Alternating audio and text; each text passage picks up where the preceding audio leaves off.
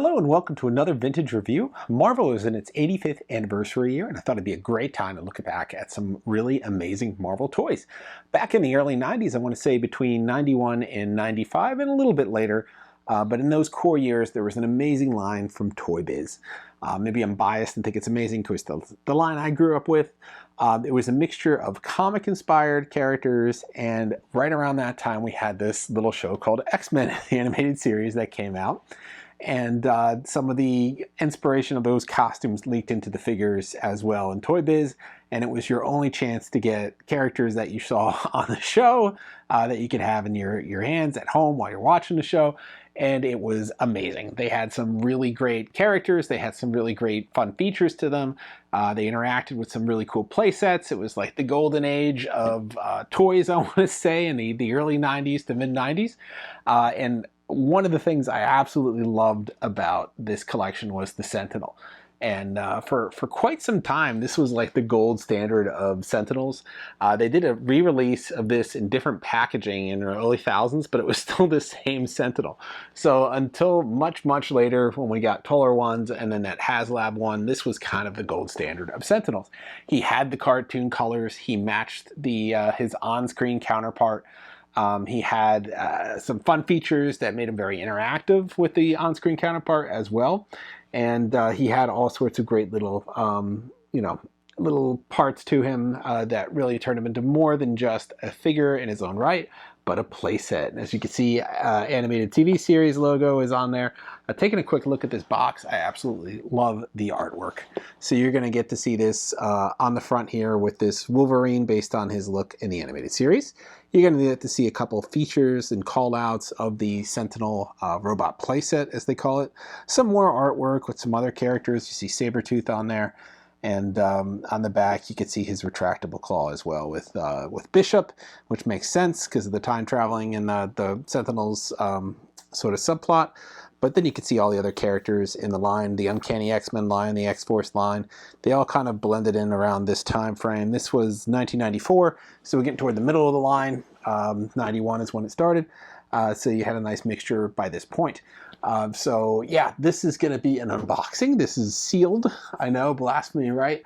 It's a little beat up, but this is going to be an unboxing. We're going to check this thing out. We're going to open it up brand new. We're going to play with it. We're going to see how it interacts with some of the Toy Biz characters I dredged out as well. And yeah, really get into this amazing, amazing Sentinel. And hope you enjoy this as well. So why don't I bring you guys in a little bit closer? Not too close today because this guy is quite large, so I need to be able to get him all in frame but still have you close enough that you could actually see him. So we're just taking off this ancient tape at the top here that has him sealed in. Want to preserve this box, I don't want to destroy it. So we have him in here, and they had his little cardboard sleeve. So we're going to gently take him out, and then you can see our Sentinel here. So you can see him here. He's going to have some instructions and parts here as well, but hopefully you could see most of this guy in frame here. So we'll take him apart. Want to be careful with these parts here. Back then we had twist ties. Look at this. We did not have those annoying cable ties that were on all the products that really kept them secure in place. Very simple twist tie. Everything is coming out nice and easy without damaging any of it. Here's his chest plate, that off to the side. We have a arm here that is held in by one twist tie. I don't know if it was just they put less money into packaging back then, or we weren't as worried about people stealing things all the time. I always thought that that's why they put so many safety features on these products, so you didn't rip them out of the characters when they were on the shelf in the toy store. We used to have toy stores too at this point. Toys R Us was still around. But it was always kind of weird that they kept adding more and more what I wanted to think of as anti-theft devices. And I'm like, who is stealing, who is stealing these things? But apparently this is what their concern at the time. So inside here we have his little booties, his little feet. I'm going to take those out as well. They really used all the space in the boxes back then, to a toy manufacturer's credit. Here's his arm. There was no wasted space. And here is our guy himself. Now, he is not going to stand because the intent is with his legs here, they will explode out and force him to fall when you make your strike. So he's a little dusty, trapped inside that package, but not dust-free the whole time. So what we have over here is our instructions. We have our manual and all that, and our stickers, which I hope they will still function, because they kind of really make a big difference in the look here. We have a lot of stickers, actually. And then we have the Toy Biz book, which was really cool, because you get to look at all those great products when you were a kid. You could see all the different figures that you could get in the line. They have diecast series. They had role-playing accessories. They had these little mini play sets. Those were amazing. I remember having a whole bunch of those. They had the X-Force. They had the X-Men. There was just a lot. This line was very expansive and just very, very cool. And I love these colors too. And oh, this is a nice little mint Toy Biz book. I like that. And then we have our instructions here. A lot of stickers. I'm not going to put them all on the video. Don't worry, we'll do a quick jump and cut to when we have the stickers on. But you can see here, you know, we're going to have stickers that are going on the back of his head, on his chest, on his legs, basically everywhere. And then we're going to go through all the functionality of the figure here.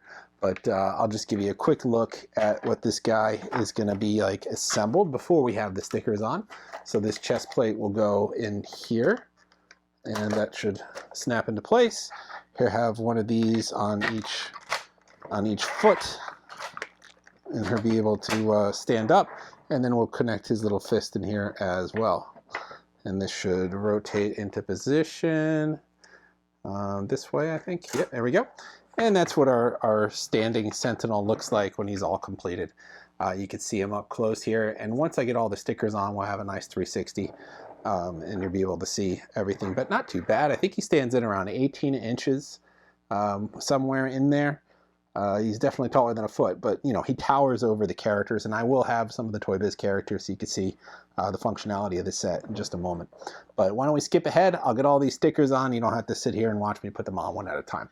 Okay, well that took me a little longer than I thought it would, and honestly the stickers went on about the same they did 30 years ago. Really not just the fact that they still have their stick to them, the fact that they still look like a, I don't know, like a 10-year-old put them on, because I don't know, they just don't want to fit where the box says they go. And there's instructions here that are black and white, not actually color. The shape of the stickers on the instructions do not match the shape of the stickers here. The pictures on the box don't match what the actual stickers look like, and you can't even see them all on the box. So you're kind of just guessing based on what they tell you and trying to make them fit as best you can. These ones are translucent, so they go on and they look flush, and they just put circuitry on top of everything. So if you do it right, they look really great, and I'll give you that close-up now. If you do it right, they look really great. If you don't, you can see sort of those gaps where they're coming off, but I just don't get it. I think this was just an imperfect sort of job that they did putting these stickers back then, because they just don't match up perfectly. They barely fit. I feel like I scrunched them on in a couple places. I just couldn't get them to sit in there perfectly. So, I mean, that's the best job I could do to get them to fit in the tiny space they had. But we have our Sentinel here, and we're going to try him out with what we saw in the package. We got our Wolverine with the retractable claws, which don't really retract. They kind of have this spring-loaded fashion to them. This was the more popular Wolverine back then, and I'm sure you know why. This is the one based on the animated series. He came with an Uzi. I don't know why, but because we all know Wolverine loved to use his guns. And then the claws just kind of had this little springy feature to them. You know what? I'm going to do a whole video on the heroes and villains of the Toy Biz collection, so we'll get back to those later. But we have our Wolverine here, and what we want to do is we want to lock him in the Sentinel. So after the Sentinels will grab you, they put you in their chest area here in sort of like a holding cell, and then they would then you get resealed back up into that space. Although Wolverine does not want to fit. They have him on the boxes like sticking out of the chest like this, because I don't think the chest panel will actually fit with him in there. Let's give it a shot. Let's see if he fits. Oh, he does. Look at that. So we have him in there, and essentially to free your compatriot, you would hit the Sentinel on the head there, ejecting this really well spring-loaded chest piece, and then the character could leap out of the holding area. So that was one part of the play set. The other feature, of course, the Sentinels had was the grabbing hand, which I thought they did a really good job with for even back in the day. So you would be able to stretch this out here, and I think on the package they have them grabbing Bishop, so I'll do the Bishop grab here. You just kind of got this around the waist of your character, and it would hold them securely, and then you would retract the line right here, and it would pull the character up. So then you have the character right here held very securely in the grip, and then transferring to the stomach. So a cool little feature in the playset. The other fun feature was the ability for him to have this flying fist that he could eject at characters. So we have Wolverine here as a test. Let's see if I can get this lined up here. And it's got, I don't know, it's 30 years old. Let's see what the spring is like. Pretty powerful. So he ejects that fist still. So we got a pretty nice flying fist there. Let's see how much range we got on this. Okay, I want to say it's about, a foot, maybe 16 inches before it falls down. So not bad. You got a little range on this thing. You get it nice and close. And the last fun feature is the slash out effect of the feet. So you can save your captured character here by going after the Sentinel's feet. So with Wolverine or Cyclops, you would come after the feet here, you would strike the knee, and you get it flying off like that. Now you can see the sticker that I had put in there has like slashed wires, circuitry. So taking one off, he's still functional, but if you took both feet off, well, you'd immediately lose balance, and the Sentinel would topple forward and you'd knock him over. Preferably on carpet, so you didn't damage them. But if you were a kid, you didn't really care. You loved seeing that Sentinel fall. Now the trick with the legs is, I always felt like you had to push the button in to get the, and then let it go to lock it in place. I could never get these, even back then, to like go in easily. So I would just push the button and then get it in place and then let it go, and it would lock, and then you get that solid Sentinel. Feet didn't separate because, this is just one solid mass like this. He didn't have any jets or anything on the bottom, which was a shame. They could have at least given you a sticker. But, I mean, that was it. I mean, and that was a pretty cool play set to go with these figures, to be able to, grab them and, have that pull-up feature, just like we saw on that Night of the Sentinels episode, where these guys would come and attack you and capture your characters, pull them right off the ground. He's just being Wolverine there, and boom, I have to zoom him. I mean, look at how easily that just sucked the character up. When they try to redo these, we did that video where Hasbro redid the Kenner Ecto one, and it just didn't grab or pull the ghost in like it used to. Like, whatever mechanic was they had back then just worked a lot better. It's a lot sturdier. You got this great fist ejecting mechanism here to take out the mutants. You had the leg pop here for the feet. Just a lot of fun going on, and of course you had the body ejection for the chest plate, where you can store the mutant after you captured him here and put him inside your storage unit, and then tuck him in and then fly away back to base with one more passenger in there. Oh, am I hurting my Wolverine? Yeah, Wolverine was just a little, I feel like he was just a little tall to fit in here for some reason. Here we go. Some other characters fit a little better. I think Cyclops fit the best maybe of all of them. Yeah, now he's not fitting. I got him to fit a second ago, but now he's not fitting. But essentially, yeah, he's leaping out. Essentially, you can get your characters in here and have everyone equipped to pop in, and then, take off with your playset. He's just a little too wide, I kind of feel, and that was the main reason he doesn't fit in there, but you can get him in. And then you got him secured in there, and you just fly away. And it would be really cool if you had like 3 of these, and then you get a whole gang of Sentinels coming at your characters.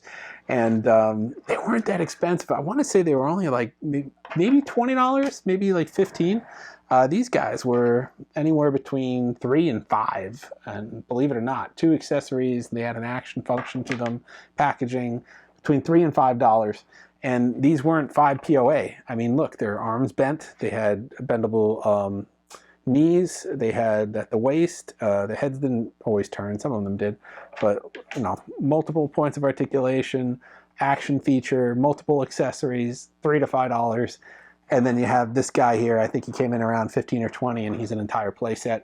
And you get a bunch of these. I really want to say it was more closer to 15, but very, very cool. I mean, the golden era of toy collecting. Back when the show was out to match with this, looks exactly the same color scheme as the show. So Toy Biz did a great job of when this guy came out, and he's just a lot of fun. But alas, no longer available, but you could track him down in secondhand stores or online. Hard to find him with all his parts, harder to find him still preserved in a box and not costing a ton of money. But yeah, I mean, they looked great then, they look great now. They held up pretty great too. And honestly, the parts were not, they were not easy to lose. They're pretty large. Like, you had to try to lose the chest plate and the fist. I mean, they stayed on there unless you took them off, and the feet. There's nothing was overly tiny on this guy, and that was it. This was connected to him, so you weren't going to lose that. But yeah, that is essentially our look at this Sentinel. You can see how tall he is compared to the baseline figure, and these were about 5 or 6 inches. I want to say probably closer to 5. So you can see just how much taller he was than the baseline characters, and he just kind of, I don't know if that was scale. I think it would have had to been a little bit taller. They just seemed like these very imposing, towering characters in the series. So maybe a little bit taller, but still pretty cool to have him paired up with your action figures. So that is your look at this vintage Toy Biz Sentinel playset and action figure. Very cool pairing of the two, and one of the gold standards of this Sentinel for years to come. Well, I don't know about you, but this guy is really cool. I absolutely love the Sentinel playset. One of my favorite. The other one has to be the Blackbird. I'll show you the Blackbird too. We'll get to the Blackbird. If I could dig out the headquarters, the danger room, I'll dig that out as well. I know I have it. It's just hard finding all the pieces. We'll bring all the playsets that I could gather. We'll look at the vehicles, the playsets, the figures. I don't have all of them in the line, but I got a pretty good mix, at least all the characters from the show. So we'll make those some of our future vintage reviews, so please tune back for that. We're going to start with the villains because we got to. They're very interesting. I think we already did one. We did Apocalypse. We did 2 versions of Apocalypse in our Then and Now for Apocalypse, comparing them to the Marvel Legends vintage throwback figure version of Apocalypse. So you can check out Apocalypse, and then we'll have more, but we'll bring them back for that segment as well. So, of course, you know, Wolverine got captured because he didn't have his Uzi, so I popped that in there. So that's our look, this vintage segment. I hope you enjoy these vintage throwback sort of looks at these characters, these really great figures, and I thought it's a nice time to do this. It's you know, we have X-Men 97 out, wrapping up its first season, Marvel 85 anniversary. We have Deadpool and Wolverine coming out, featuring this nice throwback to his costume from the series there. And it's just a great time to sort of look at all these classic characters that, you know, Hasbro spends a lot of time right now in the Marvel Legends line, bringing back the Uncanny X-Men line. So it's kind of funny to see them coming back. So we hope we can show you the original ones here and why they're so great, and they still hold up to today. And you know what? They didn't really hold on to their value like I thought they would. I mean, honestly, they're selling for what they did basically back then. You could get some of these guys packaged for $8 now, and they're 30 years old. So take advantage of that while you can. I have a feeling they're going to have a resurgence, a bit of a renaissance for this Marvel, the Uncanny X-Men line from Toy Biz. Cause they're just very cool, and I think they stood the test of time in terms of how they looked, and now that that show's back, I bet it's going to drive the prices up. So get them while you can, particularly on things like the Sentinel, tough to track down, it's going to be expensive. The Blackbird, all the other sets like that. So some characters are more loved than other. Deadpool, I think, still commands quite a premium. He was an awesome figure. We'll show you Deadpool as well. Yeah, you might want to grab some of these before then. This guy is quite a premium in package. So is the other Sabretooth. So it just depends. So that's our look for this time. We're going to, of course, have more vintage reviews. We're going to make more of the Uncanny X-Men line as well as some other lines. So keep tuning back for that. We're going to mix it in with some new products. We're going to have some new Turtles on the horizon. I don't want to spoil those for you. And plenty of new products from Transformers, from Diamond Select, from everywhere. I mean, we have so many 40th anniversaries this year. Voltron, Transformers, we have Ghostbusters, and oh god, another one escapes me. But we also have, believe it or not, Masters of the Universe. Although it was December 1983, we're still in that 40th anniversary year until December, so you can throw Masters of the Universe in there as well. So yeah, and then Ninja Turtles, the other 40th one. Wow, that blew by me. But we will have some 40th special Ninja Turtle stuff to look at as well, celebrating the comic release of Ninja Turtles. So tune back for all that, tune back for more. Like, subscribe, and follow, and we'll see you guys next time.